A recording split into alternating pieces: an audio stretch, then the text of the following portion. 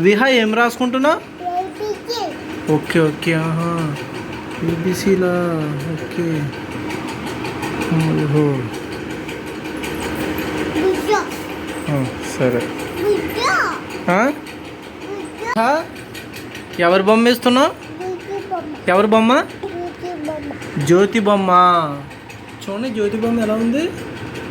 అబ్బో ఏంటది? ఆహా జుట్టు వేసావా? Okay okay.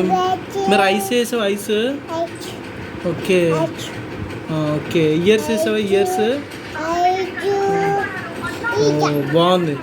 మరి తోక పెట్టావా జ్యోతికి? తోక పెట్టు. తోక పెట్టావా? బాగుంది. ఓ అంత తోక వద్దు చాలు. సరే.